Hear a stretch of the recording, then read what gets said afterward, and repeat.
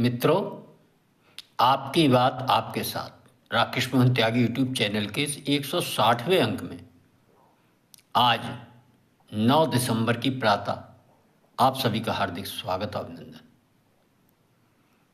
मित्रों, आज मैं चर्चा करूंगा बांग्लादेश में जारी लगातार सनातन और हिंदू व अन्य अल्पसंख्यकों के खिलाफ जारी क्रूरतम हिंसा की, उनके धर्म स्थलों के विध्वंस की और उनके आराध्यों की मूर्तियों को तोड़ने की और अब तो जलाने की पेट्रोल डालकर। ये घटनाएं लगातार लंबे समय से जा रही हैं। पूरे संसार में इन घटनाओं के विरोध में जगह जगह विरोध भी हो रहा है। लेकिन आज भारतवर्ष के अंदर एक प्रमुख राजनेता सुश्री मायावती द्वारा इन हमलों और इन घटनाओं के प्रति जिस प्रकार का तीखा विरोध व्यक्त करते हुए समाजवादी पार्टी व कांग्रेस पार्टी को बांग्लादेश के अंदर हिंदुओं पर होने वाले इन अत्याचारों के खिलाफ कोई प्रतिक्रिया व्यक्त न करने के लिए जिस प्रकार सुश्री मायावती जी ने लताड़ा है और उनकी निंदा की है, वह एक सराहनीय कदम है। और निश्चित ही हम सबके भी ध्यान में आएगा कि किस प्रकार इस प्रकार की धूर्तता पूर्वक राजनीति करने वाले लोग, राजनेता, एक विश्व के अंदर कहीं भी यदि उनको वोट बैंक की राजनीति के तहत उनके मुस्लिम समाज के व अन्य समाज के लोगों के साथ कोई घटना आएगी तो सब लोग बोलेंगे, दौड़ पड़ेंगे। लेकिन उसी प्रकार की घटना, ये पीड़ित हिंदू है और उस घटना को अंजाम देने वाले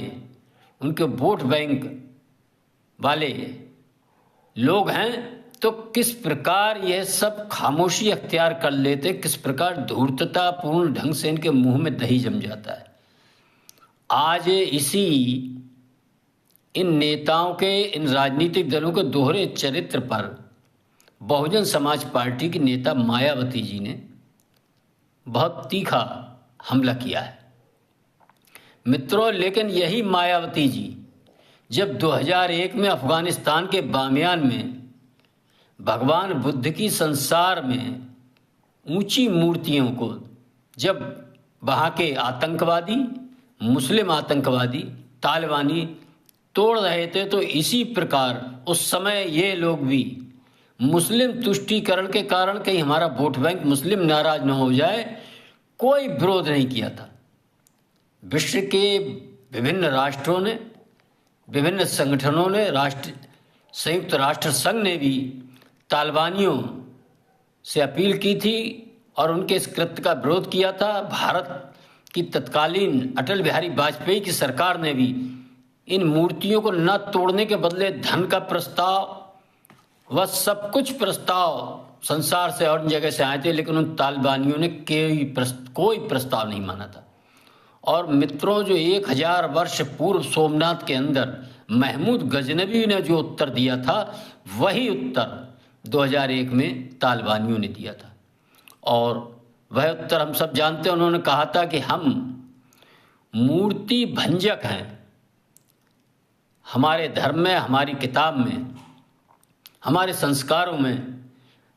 विधर्मियों के धर्म स्थानों का तोड़ना, लूटना, जलाना और मूर्तियों को तोड़ना है, ना कि हम इनके खरीदार, इनका व्यापारी नहीं कर सकते। ये 1000 साल बाद भी वही जवाब अफगानिस्तान के तालिबानियों ने दोहराया था। और निश्चित ही जो बांग्लादेश में आप देख रहे हैं, इन मूर्तियों का जिस प्रकार विध्वंस किया जा रहा है और जिस प्रकार वहाँ के रहने वाले अल्पसंख्यक समाज के साथ क्रूरतम व्यवहार किया जा रहा है, ये कोई नई बात नहीं है। बहुत लंबे समय से, 1000-1500 वर्षों से जहाँ जहाँ भी ये होता है,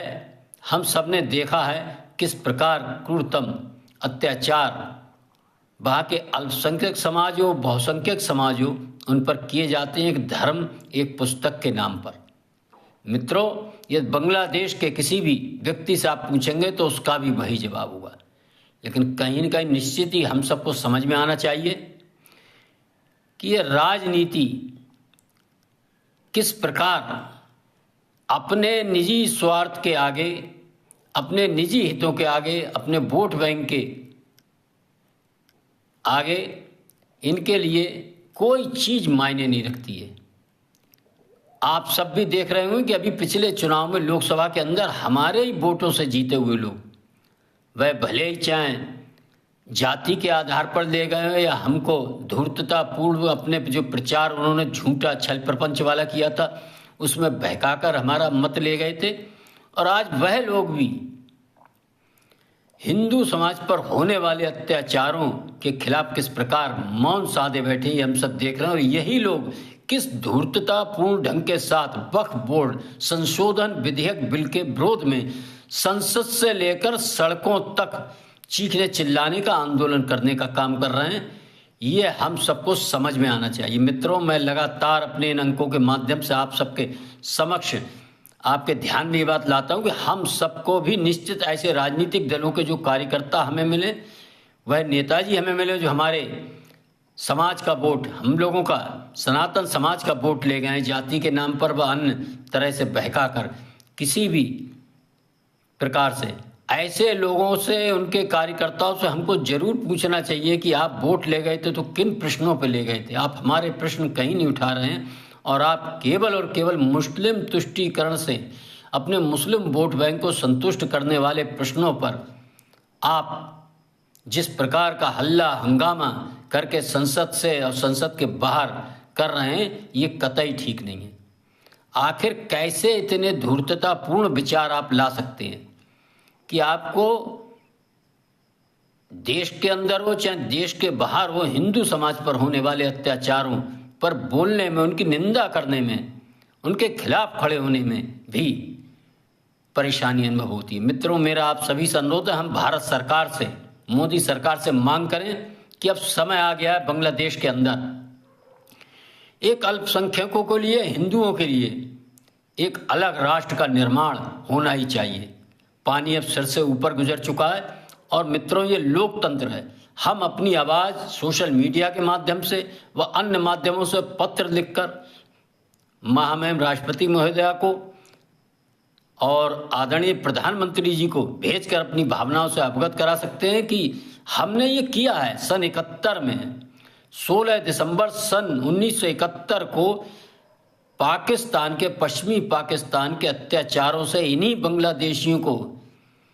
जिनके भाई बंधुओं को पूर्वजों 30 लाख बांग्लादेशियों की निर्मम तरीके से पाकिस्तानियों ने हत्याएं की थी, लाखों लाख महिलाओं के साथ बलात्कार किया था, उन सब को बचाने के लिए भारत की सेना ने किस प्रकार पाकिस्तान से बांग्लादेश को आज़ाद कराकर एक नए राष्ट्र के रूप में गठन किया था। आज मित्रों, समय आ गया है कि हम सब एक स्वर में, जहां भी हो, वर्तमान सरकार व अन्य राजनीतिक दलों से भी मांग करें कि वह भी लोकसभा में इस मांग को उठाएं और हिंदू व अन्य अल्पसंख्यकों के लिए बांग्लादेश में एक सुरक्षित प्रदेश देश बनाने के निर्णय लें और ये कार्य पूर्ण करें। निश्चित ही समय आने पर आप सबकी मांग और भावना को अनुरूप सरकार अपने कदम उठाएगी। और मैं एक बार पुनः, कहते हैं सुबह का भूला यदि शाम तक वापस आ जाए तो उसे भूला नहीं कहते हैं। मैं एक बार पुनः सुश्री मायावती, बहुजन समाज पार्टी की नेता,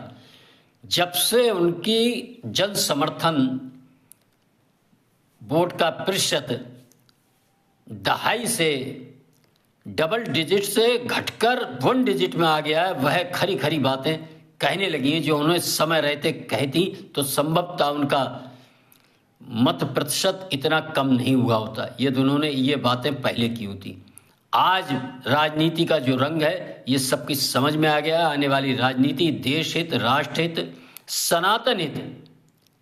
गरीब हित के प्रश्नों पर ही सफल होने वाली है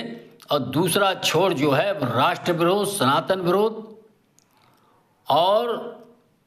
अल्पसंख्यक तुष्टीकरण के आधार पर राजनीति करने वाले लोग हैं, इन्हीं दो बिंदुओं पर राजनीति आगे चल रही है। और ये ऐसा नहीं है भारतवर्ष में, ये पूरे विश्व में दक्षिणपंथी राजनीति का एक उभार जो आ रहा है वो भारत से ही शुरू हुआ है। भारत ने पहले भी विश्व को रास्ता दिखाया और इस क्रम में भी ये राजनीति का जो क्रम बदलता हुआ आपको विश्व में नजर आ रहा है, इसके कहीं ना कहीं शुरुआत भारतवर्ष से हुई है। इन प्रश्नों पर मैं अगले अंक में कभी चर्चा करूंगा कि किस प्रकार विश्व के विभिन्न देशों में दक्षिणपंथी राष्ट्रवादी शक्तियां मजबूत होती जा रही हैं। मित्रों, मैं